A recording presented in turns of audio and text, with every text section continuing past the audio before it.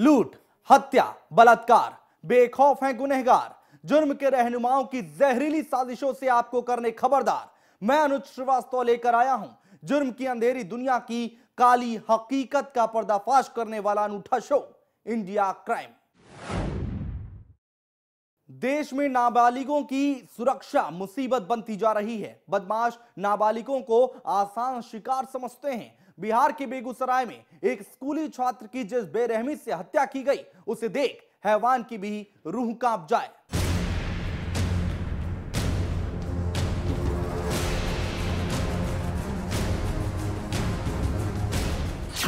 छात्र के साथ ऐसी बेरहमी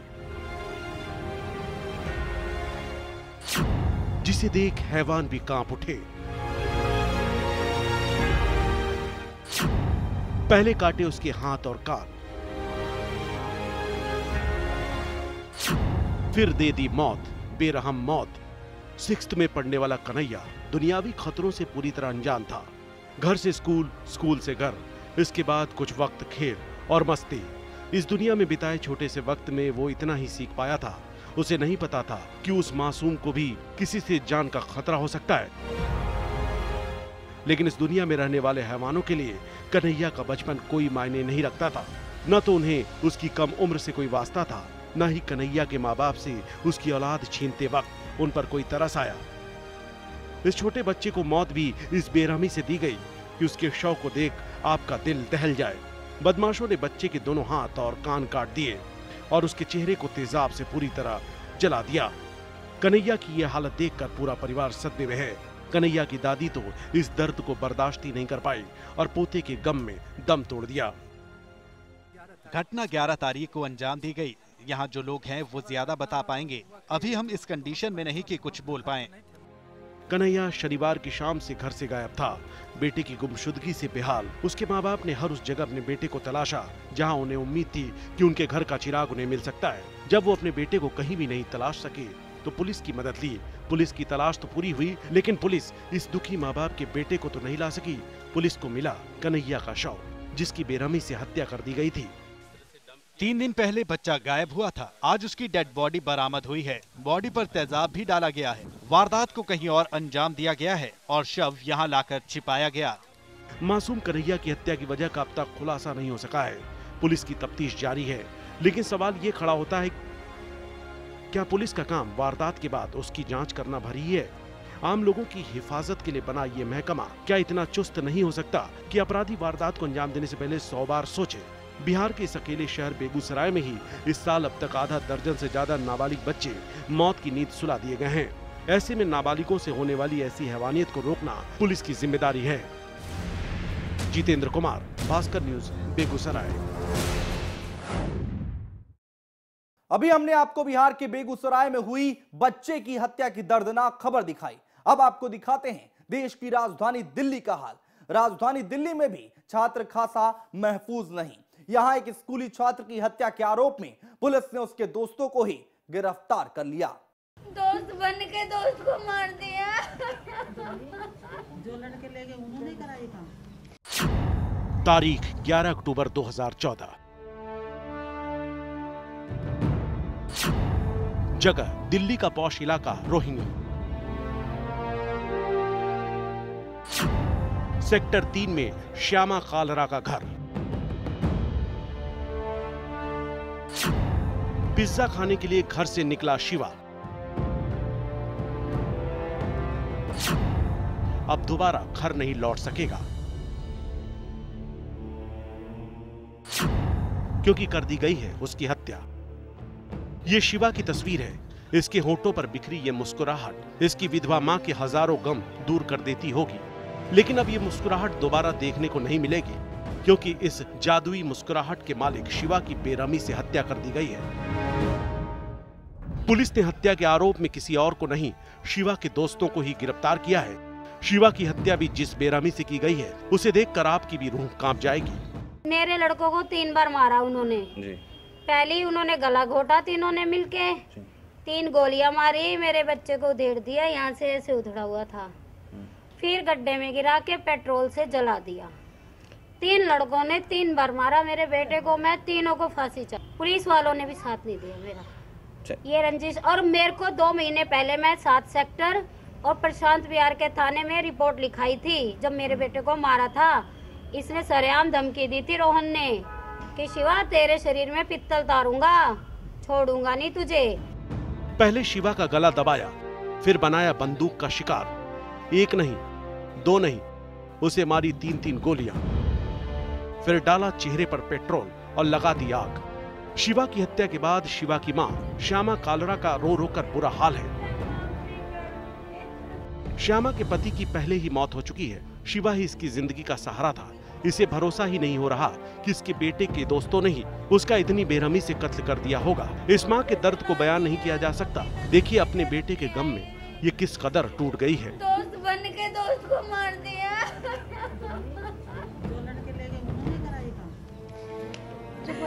3 दिन से उसको देख रहे थे कि यहाँ बैठ रहा है, 4थे दिन आगे उसको ले गए, फिर उसको जला दिया पेट्रोल से।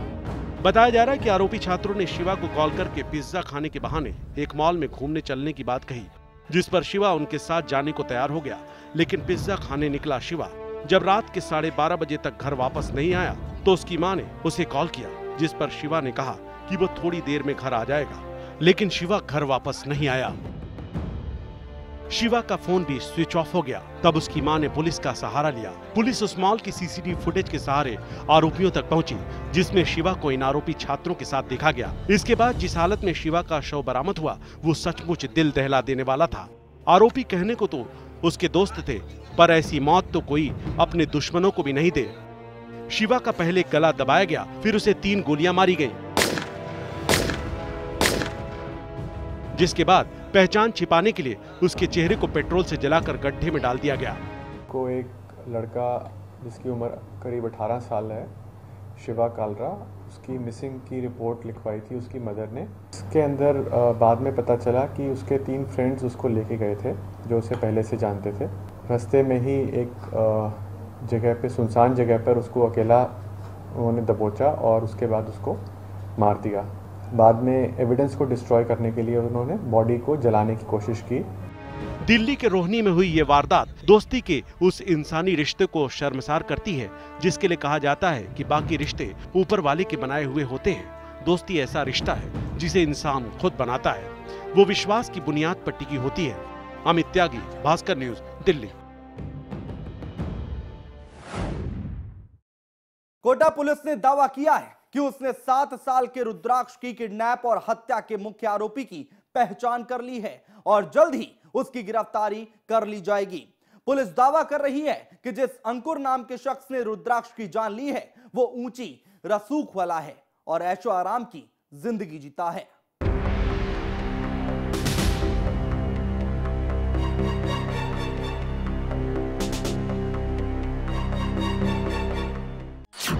कोटा पुलिस का दावा, रुद्राक्ष का हत्यारा बेनकाब, गिरफ्तारी के लिए दबिश। कोटा के सनसनीखेज रुद्राक्ष किडनैपिंग और हत्या का मास्टरमाइंड जल्द होगा सलाखों के पीछे। कोटा पुलिस की माने तो अंकुर पाडिया नाम के शख्स ने अपने 2 साथियों के साथ मिलकर रुद्राक्ष की किडनैपिंग के बाद हत्या की वारदात को अंजाम दे दिया। राजस्थान के एडीजी ने दावा किया है कि पुलिस के पास पुख्ता सबूत है कि अंकुर पाडिया ने ही अपनी माइक्रा कार से रुद्राक्ष को किडनैप कर उसके परिवार से 2 करोड़ की फिरौती की मांग की थी। लेकिन इससे पहले कि पुलिस मदद कर पाती, रुद्राक्ष की हत्या कर दी गई। पुलिस ने उस माइक्रा कार को अंकुर के घर से मिलने का भी दावा किया है। 4-5 दिन की जांच के उपरांत इस निष्कर्ष पे पहुंचे हैं कि अंकुर पाडिया जो कि कोटा का निवासी है और ओम एनक्लेव में रहता है, उसकी मुख्य भूमिका रही है इसमें। उसके हम तलाश कर रहे हैं। तलाश करने के उपरांत जब गिरफ्तार होगा उसके बाद आगे कार्रवाई की जाएगी। हम आपको बता दें कि अंकुर कोटा का ही रहने वाला है और पॉश मल्टी स्टोरी बिल्डिंग में रहता है। महंगी कारों और स्टाइलिश बाइक की सवारी करने वाला अंकुर पहले कोटा के एक कोचिंग सेंटर पर बुक स्टॉल चलाता था और बाद में वो भाई के साथ मिलकर प्रॉपर्टी का काम कर रहा था। ऐशो आराम की जिंदगी जीने वाले अंकुर ने आखिर क्यों रुद्राक्ष को किडनैप किया, इस बाबत पुलिस कुछ भी कहने से बच रही है। लेकिन पुलिस दावा जरूर कर रही है कि आरोपी के खिलाफ उसके पास पुख्ता सबूत हैं और उसकी गिरफ्तारी के बाद ही मीडिया को बताया जाएगा। मैं आपको अभी इतना कह सकता हूं कि उसके खिलाफ हमारे पास पुख्ता सबूत हैं। कार की भूमिका एक रही है, लेकिन कार की तो एक बहुत माइनर भूमिका रही है। उसके टेलीफोन डिटेल्स के एनालिसिस से, उसके मूवमेंट से, उसके द्वारा इसकी जो योजना बनाई गई है इंटरनेट के और उसके ईमेल्स भेजे गए हैं, उसके आधार पर इस निष्कर्ष पर पहुंचे।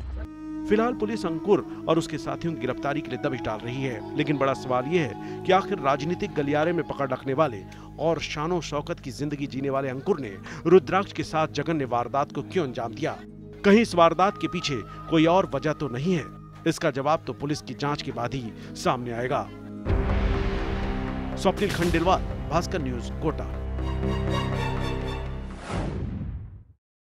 जुर्म को बेपर्दा करने का यह सफर यूं ही चलता रहेगा। ब्रेक के बाद हम आपको दिखाएंगे कि कहां अस्पताल की लापरवाही से एक महिला मौत की कगार पर पहुंच गई है। आप बने रहिए इंडिया क्राइम के साथ।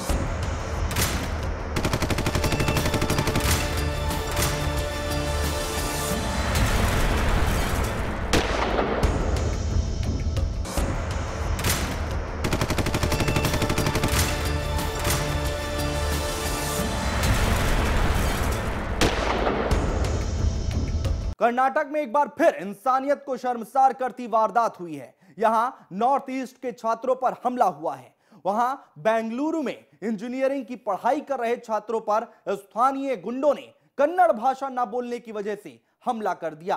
देश में एक के बाद एक हो रहे इस तरह के हमले से नॉर्थ ईस्ट के छात्र सहमे हुए हैं।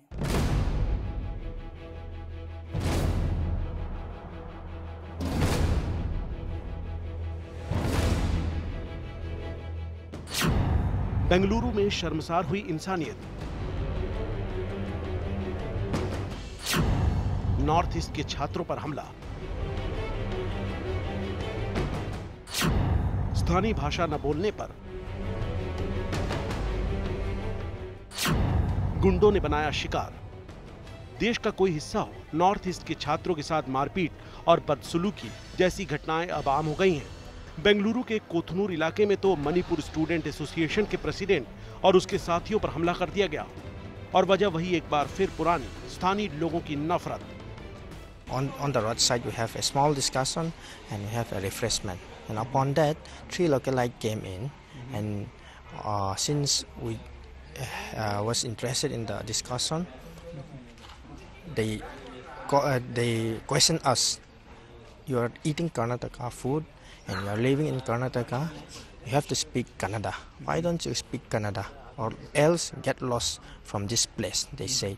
We ignore them and they are taking it as an insulting since we ignore them. So they take the chairs and the stones and trying to attack us. Engineering की पढ़ाई कर रहा Michael नाम का ये छात्र मंगलवार की रात कॉलेज में होने वाले कल्चरल प्रोग्राम के लिए परमिशन लेने नजदीकी पुलिस स्टेशन गया था और जब वो लौट रहा था तो इसके साथ नगम खोलन और रॉकी नाम के भी छात्र थे। ये आपस में बात करने के लिए एक जगह पर रुके, तभी इलाके के कुछ गुंडों ने इन पर कमेंट पास किया और कन्नड़ भाषा में बात करने को कहा। लेकिन जब माइकल और इसके साथी कन्नड़ भाषा नहीं बोल पाए तो इन पर हमला कर दिया गया। हमलावरों ने इन पर पत्थर फेंके और यही नहीं, इनकी बाइक को टक्कर भी मारी जिससे ये घायल हो गए। हमलावरों के हमले से माइकल को ज्यादा गंभीर चोट आई है। They never count us as Indian. They dominated us because of our facial is different. So we are facing a lot of insecurities, and this is not the first incidents. Several times it's already happening. It already happens. Last night it happened again. So it is very insecure for us. हमलावरों का शिकार हुए छात्रों का आरोप है कि जब इन पर हमला किया जा रहा था तो कुछ और स्थानीय लोग भी मौजूद थे, लेकिन किसी ने भी न तो इन्हें बचाने की कोशिश की और न ही हमलावरों को ही पकड़ा। 3 other guys, local guys who were present there, probably they objected to speaking in different language, and there was miscommunication which led to some minor assault. So that case has been registered under section 324, 323, 504, 506. 3 persons they have been already secured, they have been arrested, and we are going to take stringent action against these people. And such type of intolerant behavior will not be tolerated by Bangalore City Police. Bengaluru में एक बार फिर north east के छात्रों पर हुए हमले ने पूरे देश में सनसनी मचा दी है। हरकत में आई पुलिस ने भी आरोपियों के खिलाफ केस दर्ज करते हुए उन्हें गिरफ्त में ले लिया। नॉर्थ ईस्ट के छात्रों के साथ देश के कई हिस्सों में इस तरह की वारदात हो चुकी है। हैरानी की बात यह है कि इनकी लुक की वजह से इन्हें कई लोग विदेशी तक मान लेते हैं और फिर इन्हें अपने ही देश में बेगाना बनाकर इन पर हमले करते हैं। लेकिन दुख की बात है कि बार बार इस तरह की वारदातों के बाद भी सरकार और पुलिस महज खानापूर्ति करती रह जाती है, जिससे अपराधियों के हौसले बुलंदी होते जा रहे हैं। Crime desk, Bhaskar news. Madhya Pradesh में लड़कियों और महिलाओं की खरीद फरोख्त कोई नई बात नहीं है। अक्सर ऐसी वारदातें सामने आती रहती हैं। यहां इस बार एक शादीशुदा महिला को बेचने का सनसनीखेज मामला सामने आया है। महिला की शिकायत के बाद पुलिस ने आरोपियों को गिरफ्त में ले लिया है और उसकी पड़ताल जारी है। देखिए हमारी ये रिपोर्ट।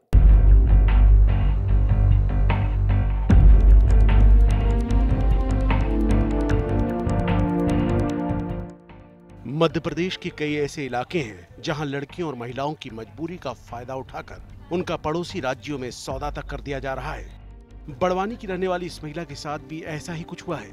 महिला की माने तो जब ये अपनी बेटी का इलाज करवाने पास के अस्पताल गई थी, तभी आरोपी धोखे से इसे अपने साथ ले गए और फिर इसे 1,03,600 रुपए में बेच दिया गया। मेरे साथ में मैं वर्षा को लेकर अस्पताल गई थी, के साथ में वालिदा जिला ने डरा धमका के विदा कर दी। तो मैं नहीं जाना चाह रही थी, तो उसने बोला कि तू अकेले दिखेगा तो बोले तेरे को मार डालेंगे, ऐसा मेरे को बोला। तो डर के मारे में बैठ के चली गई। महिला का सौदा करने वाला वालजी गुजराती नाम का शख्स गुजरात के कच्छ का रहने वाला है और इसको लेकर लगातार शिकायतें मिल रही थी कि ये मध्य प्रदेश की महिलाओं को झांसा देकर उन्हें राजस्थान, गुजरात और महाराष्ट्र जैसे राज्यों में बेच रहा है। लेकिन जब इसने इस महिला को नंदलाल नामक शख्स को बेचा तो इसकी पोल खुल गई और पीड़िता की शिकायत के बाद पुलिस ने दोनों आरोपियों को गिरफ्त में ले लिया। इन पर एक नहीं बल्कि कई महिलाओं का सौदा करने का आरोप है। हालांकि आरोपी खुद को बेकसूर बता रहे हैं। क्या सौदा हुआ था इसका? नहीं हुआ था। नहीं हुआ? फिर आरोप लग रही है। अब 1 लाख में से अभी 136 हो गई और झूठा नाटक है, तो अब क्या करें? पुलिस भी मामले की तफ्तीश में जुटी है। हालांकि पुलिस कह रही है कि अभी कुछ भी कहना मुश्किल है।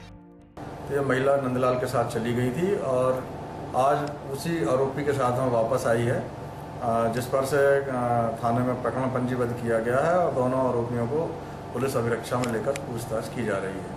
मध्य प्रदेश में लड़कियों और महिलाओं के सौदागर खासकर आदिवासी और मानकर समाज के लोगों को अपनी जाल में फंसाते हैं और फिर उनके घर की इज्जत को बाजार में बेच देते हैं। लेकिन पुलिस है कि सिर्फ खानापूर्ति करती नजर आती है। कभी शोर शराबा मचने पर गुनाहगार पकड़े जाते हैं तो कभी पुलिस को चकमा देकर महिलाओं को फंसाकर बेचने का कारोबार जारी रहता है। नदीम खान, भास्कर न्यूज, बड़वानी।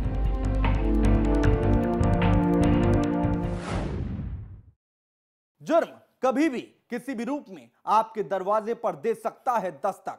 गुनहगार कभी भी बना सकते हैं आपको अपने खूनी खेल का शिकार। इसलिए बेखबर होकर जीना छोड़ दीजिए, रहिए हर पल बाखबर। मुजरिमों की शातिर निगाहों से खुद को रखने के लिए महफूज देखते रहिए इंडिया क्राइम। नमस्कार।